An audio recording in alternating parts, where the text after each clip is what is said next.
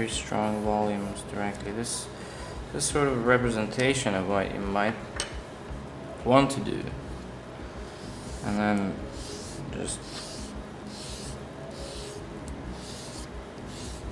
erase the whole bunch.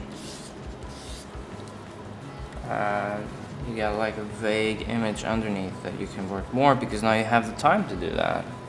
You can sort of experiment with volumes. So you say, okay,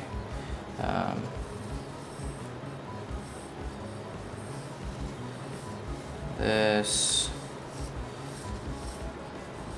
the more you pre-plan, let's say, the better you'll be at drawing with it, because if you don't know what's coming next, you sort of just are compelled to add more and more stuff, which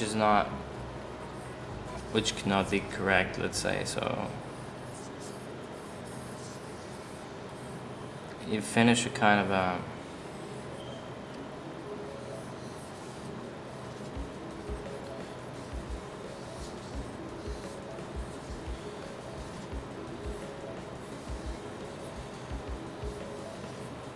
now, say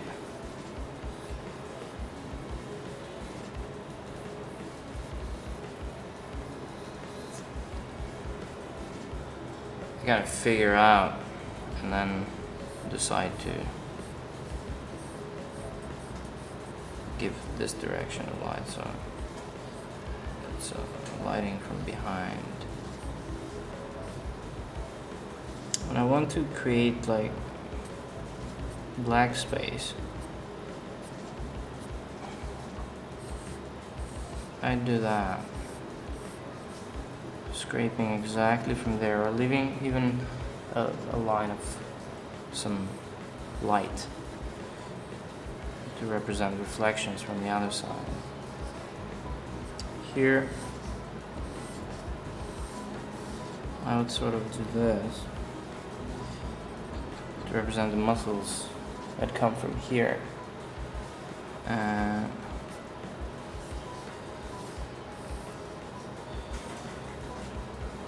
Here's the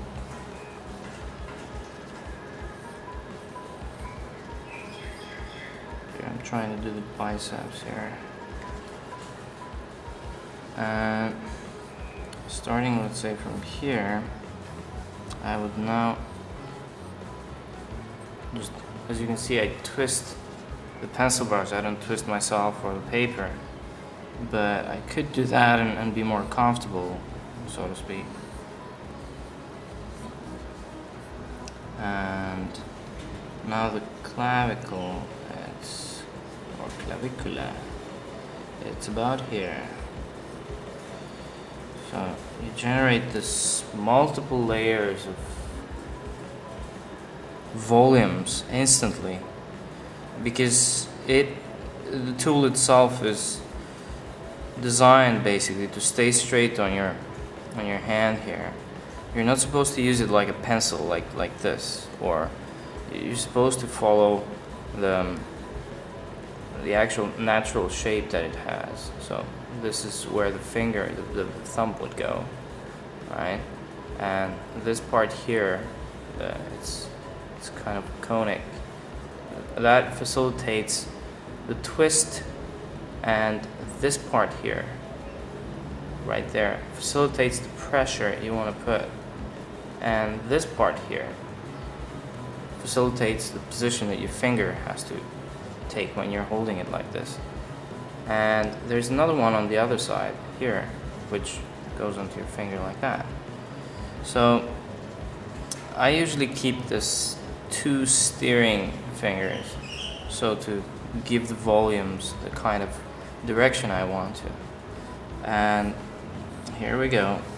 The less volumes you put to begin with, the more your brain will figure out where is the next volume you might want to add to it. Because once you create too many volumes, because it's very attractive to do so, I feel that I wasn't able to do this before, so I just, rush into creating volumes, and And that's awesome, of course. You have to learn how to do that, and you have to learn how to control it afterwards. So after you gain the possibility to do it, then you actually become aware of it, and you're more willing to work in controlling it rather than sort of discovering it, you know.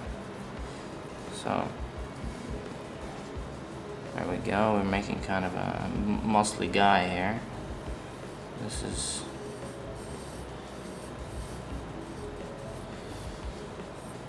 alright.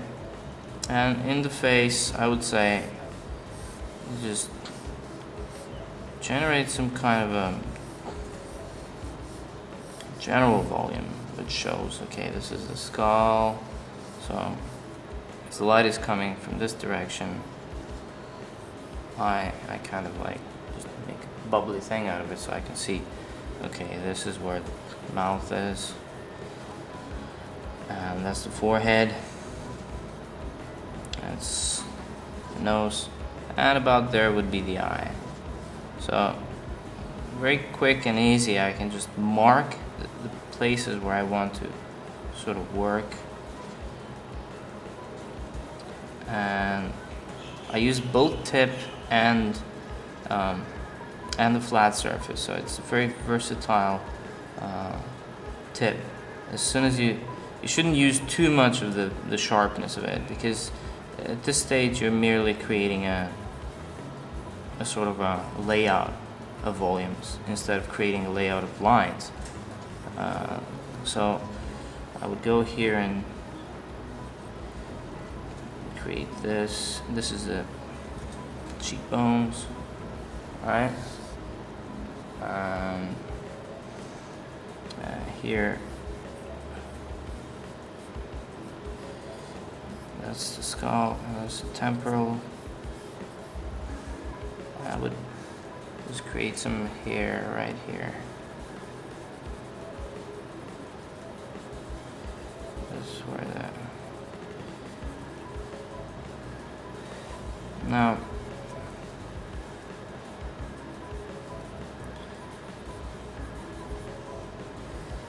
the eyes would go somewhere around here.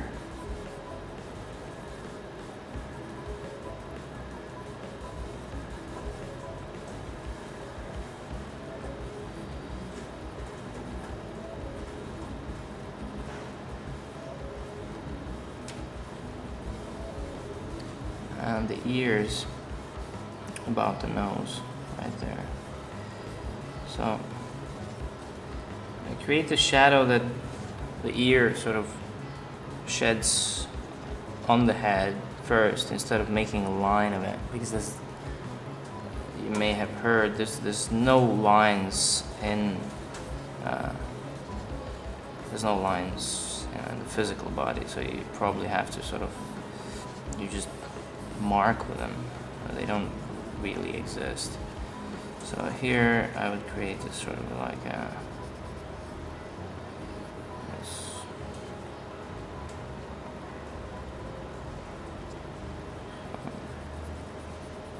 there. That's the sideburns. Very loosely, very lightly, because remember, you're not spending as much time to do these shadows, so that they don't hurt when you actually have to erase them, or change them, or do whatever, So I think that's the one of the benefits.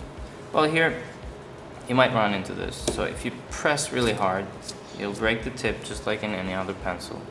So what you do is you just push this back like this. Alright, so you hold it with your two fingers here, and you push back with this thumb.